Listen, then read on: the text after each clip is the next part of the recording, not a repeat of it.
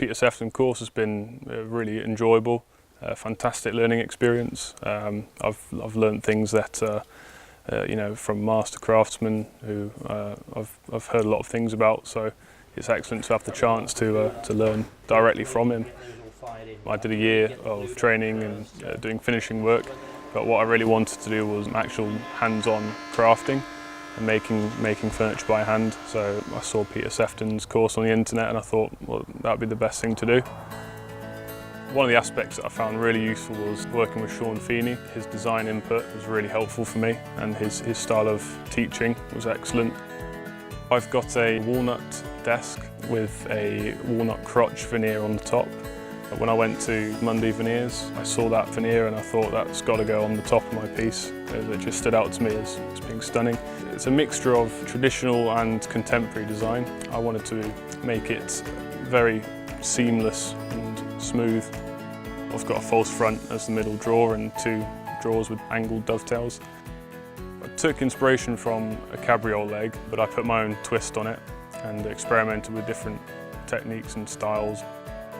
It's excellent to go through the whole process of designing all the way to finishing and seeing it all the way through. It's been excellent. I'm very happy. I came here as a total novice, really. From the off, it looked very structured, and I had the impression that this was the right choice, and it was a learning speed and an intensity that suited me. It wasn't too soft, you know, we got stuck in straight away, but at the same time, it was at a pace that I could handle. We started off learning a little bit about the history of furniture making, different styles throughout history, the processes of making, and then we get into actually putting saw to wood fairly quickly. And then from learning those basic skills about joint cutting, we moved on to starting on small pieces, and that was very, very enjoyable. The path was then followed through to about halfway through the year when we started to look at designing our own signature pieces. And that seems just about right. By that point, you've got enough of an understanding to be able to design something correctly, and then with support from the team here and Peter and Sean, make that sort of vision a reality. The idea was a career change. So at this point, I haven't achieved that, but I'm on the right path to. I've been interested in the world of the artisan for a long time, but it was a mile away from where I was in my career. I feel closer to achieving that now. So the next step for me is to start creating pieces myself, taking on commissions, whilst at the same time trying to get work with existing and successful furniture makers, whether that be on a full-time or part-time basis, or wherever I can get experience and more bench hours, that's where I'm going to go. The class size has been perfect, really. There's enough individual characters here and ideas and enough variety in the projects to keep you interested and open your eyes to new ideas and possibilities. At the same time, it's small enough that you get a real community feeling in the classroom. And the guys have been very supportive. It's great to know that they're there, looking over your shoulder, interested in what you're doing and what you're creating, what your ideas are. But at the same time, they want to hear from you, hear your opinion on what they're doing. The signature piece is based on a principle of the number 36. The idea being that all dimensions are divisible by 36, the number of components are divisible by 36. There's a marquetry piece which is based around a decagon, which is 30 degrees from the centre to create this shape. And that was sort of the challenge I set myself to keep within the confines of this number. It's contemporary with a nod to sort of retro shapes as well, of the sort of 60s and 70s. It's meant to draw you in and maintain your interest at any angle. It casts shadows that make its volume fall outside of its envelope, as well as posing the question, is it a functioning table at all? But hopefully, it'll prove to be successful. I've come straight out of A-levels. I had no clue what I was going to do, and then suddenly, 2 days before leaving, after I'd finished all of my exams, my mum just went, "Oh yeah, we found this course." And I had a look at it online and went, that sounds amazing, I want to go. Initially it was like quite a big step up, but once I got over the first few weeks, it was just really happy where I've been. I'd never done wood machining before. I'd never worked at all with veneers. Now I've done a massive, great big table covered in veneers. I did 4 years of design at GCSE and A-level, so that's actually a big reason why I came on the course, because I wanted to continue that. Now I feel like I could design something quite complicated and be confident about it. We always have this big family do round about New Year's time, and we always have like this small dining room table, and then we've got a piece of MDF, massive MDF sheet, that goes on top of that. So that goes at one end of the room, and then at the other end of that table we've got another table and another table lined up, and they're all stepped, and it never works. So I thought, right, we need something that could be a normal sized table for 364 days of the year, and then something that we can get everybody around for one day of the year. And because it's that one day with everybody around who I know and love, I decided I could make it really interesting on the inside, but on the outside it's going to be used every single day, so it blends into the background. So I came up with the idea of it rotating, so it folds out on the corners onto the legs. So normally it can seat 6 people, and then when it's open it can seat 10. It's turned out really, really well. I'm proud of it. I've been offered an apprenticeship, 5-year apprenticeship. I don't think it's a very well-known workshop, but people in the trade are always going, oh yeah, that's a really good place. So really glad I got that. It's been a really steep learning curve, because I think you're sort of cramming in a few years into 9 months. So I've been trying to get rid of old habits, because I'm like a chippy joiner from before coming here, so it was sort of readjusting, instead of just banging stuff in, you know, you've got to do everything fine and get it right. The perspective you get on what it takes to make something before you even embark on it is everything, you know, cost, material, all that sort of stuff that comes along with it. It's not just about using hand tools, it's about making this a viable business in the future. So yeah, the business side of stuff with Sarah, the design stuff with Sean, all coupled in with making with Peter was, yeah, a good trio. It's been intense at some points because people's characters are obviously different. People like to spread out, and some people don't like. You know, I'm been very protective of my bench space. You come inside and you're sort of kicking the stuff away, you know. So stuff like that. But yeah, we've all a lot of camaraderie. We've all sort of stuck together. It's a pair of chairs, like hallway chairs.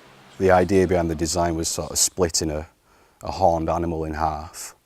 So the 2 chairs are asymmetrical on their own, but they create some sort of symmetry when they come together. Very challenging piece, because the curves in it were just... I was waiting for the wood to explode, you know, when I was putting it around the jigs and stuff like that. The technical aspect of building 2 chairs when you've never done anything like that was really challenging, and pushing myself like that has made me feel really good about it, really. Stuck to the design and made sure I produced what I drew, you know. I was initially going down the route of academics, so I got my bachelor's in anthropology. Previously, before I went to uni, I was a metal worker, your standard joinery and chippy and that sort of stuff. So then I was saving up for my master's, self-employed, just repairing and building, doing anything I could. And then just fell in love with it and thought, I want to really take this to as far as I can take it, you know, really push it, and it started with this course. One of the other lads here were very like-minded in trying to do really mad stuff with the material, really push the boundaries. So in the future we're going to try and set something up, I think, in the next couple of years. I've been working with a carpenter, cabinet maker for a year or so, and decided I needed to sort of go to training, really, you know, rather than sort of just a work-based experience. So yeah, I decided to find a sort of fine furniture course. It led me to Peter. Quite intense information-wise, it's been a lot to take in, but yeah, I really enjoyed it. Lots of curved work and different techniques using machines such as the spindle moulder, bandsaw, veneer press, which I haven't really experienced before, so that's been great. And yeah, and just more advanced techniques on each of the machines, which is exactly what I was looking for. My signature piece was a round table, I wanted to make something where I could make 2 or 3 of them at the same time to try and get the most out of the time we had here. And so I decided to go with different materials, and I made 2 pieces. It was circular, very geometrical, and yeah, I'm really pleased with it. It's a circular top with a glass middle, so you can see the structure through the top there. The table structure underneath is sort of curved arms which go back to back off each other from a central point. So it's almost hovering, but it's not. And yeah, I got some inlays in there as well, which Peter encouraged me to do, and I tapered the legs, which I found quite enjoyable. I haven't done that before.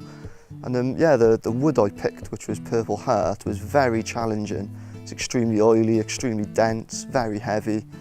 Probably the opposite to what he would have liked me to pick, possibly, for ease. But yeah, I've seen the colour and I was taken by it. So I've been woodworking for many years beforehand, and I did the course because I wanted to fill in the gaps, because I was all self-taught beforehand. I wanted to get the chance to use some bigger machinery, so I knew what I needed and what I didn't need, as well as learning the techniques to be able to make some money at it, hopefully, rather than just be able to make things in my garage. I did think I might manage without a table saw, but it's fairly clear I'm not going to be able to do that now. I took one look at the speed sander on the first day, showed it to us, and thought, well, at least that's one piece of expensive kit I'll never have to buy, but now I'm wondering how I'll ever live without it. So about half the people on the course were complete beginners, and half had done quite a lot before. It works quite well for both. Up till about 4 weeks after Christmas, we all make the same projects, and they're all things I could have easily made anyway before it came on the course. But it was still worthwhile because I learned new ways or more efficient ways of doing it, or how to do it better, or using different equipment. So I'd never done any veneering, so that was one of the main things I brought into my project. It's laminating, so I'd never done any of that, so I made sure I designed all the things that I hadn't really had any experience of into my cabinets that I made for my project.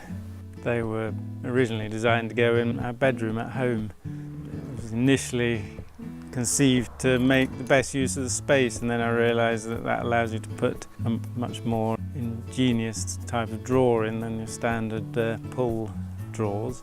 I wasn't sure about what the handles to put on for quite a while, and then I was walking along the south bank of the Thames and I sort of designed the handles slightly inspired by the windows on the new City Hall building in London. So the actual cabinet itself is more designed by the shape of a wave as the inspiration for that.